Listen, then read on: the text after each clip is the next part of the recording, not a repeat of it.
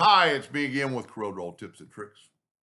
Over the last several months, I've created, copied, redrew 26 puzzles.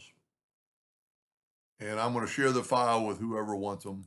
This is my email address and just ask for the puzzles. Some of them are almost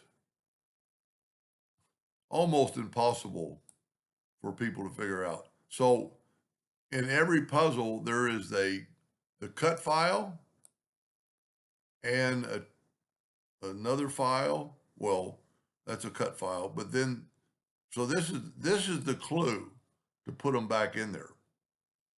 And you can see like that big, thick red is that one right there.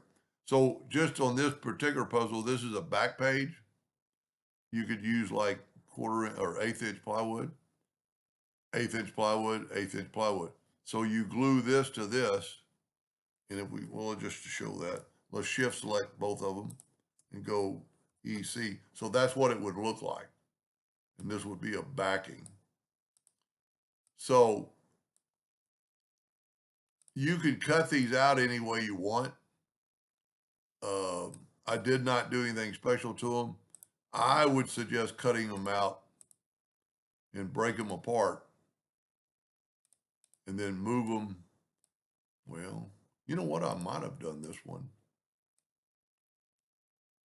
You know, these will cut good as a group, because what I was trying to get away from is cutting double lines.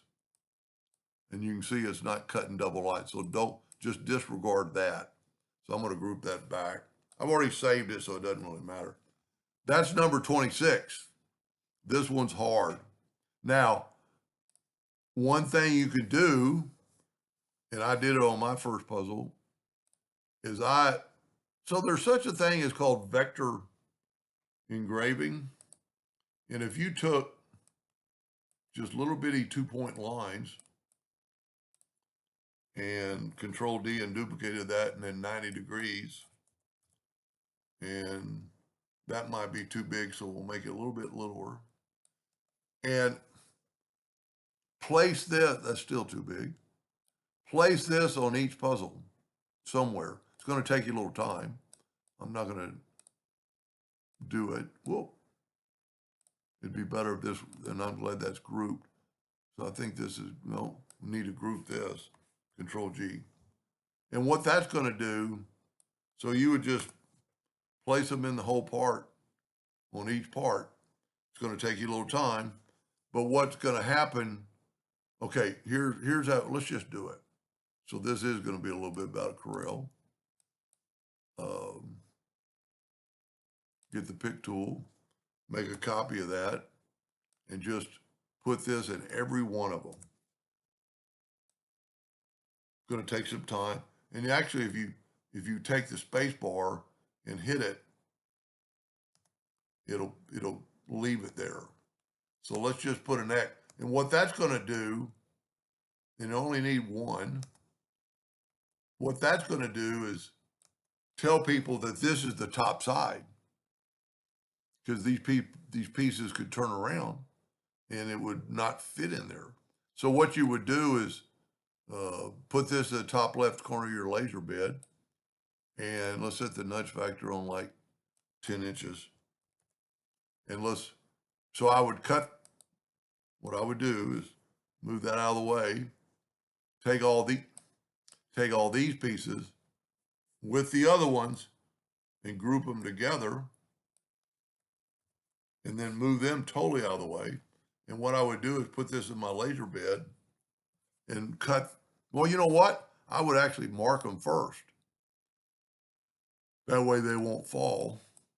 So you could just lightly mark. This is vector engraving with hairlines, and you could probably vector engrave all these pieces in under 30 seconds. And then, so if that was the top of your laser bed, just move them off your laser bed and put this back up there and then cut these out. And then that way each piece will be marked. 1 through 13 are symmetrical. And so there's a correlation. This is the cut file. And some of I've played with these with my grandkids. So if we go back to number 1 and find number 1 on the screen right here, that's what it's supposed to look like. It's symmetrical. Number 2, this is what started it. It's called the Yes puzzle, Y-E-S. And it's symmetrical. You can see it's, symmetrical. This particular one can be put together 2 different ways if you look. That's little pieces at the point, little pieces at the top of the pyramid. Some of them are really, really hard. So some of them need a box. So when you cut out 14, where's 14's box? Right here. You're going to have a frame for the T's to go in. And that's just showing you. So that's showing you the position.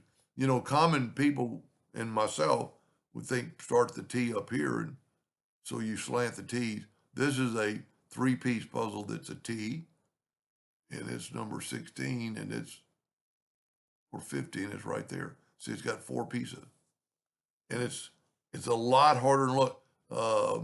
So those are all the symmetrical ones. 14 is place the 4 T's in the box. 15 is make it letter T. 16, these pieces make a form of a square right here, and here it is. And that's what it looks like when it's finished. But I tell you, I played with it with my almost adult grandchildren, and then I would give them a placement. I'd give them one of them. And this is 17 is the same thing. It fits inside of there. And there's 17. 17 has a lot of extra spaces, which kind of makes it more difficult. 23 is basically a symmetrical, and it's out of this, make a rectangle. 20, 21, and 22 are the same pieces, so you only have to cut this one out once, but it'll fit in 3 different shapes. If you look, there's the T turned upside down. There's that piece, there's that piece. There's that C, there's a C, there's the C, there's that T upside down. And let's see what else. 24, and kind of look at your shape, your sizes. Like that's probably a little bit bigger. But this is 4 arrows to make 5. So you place them like this, and your other arrow is right there.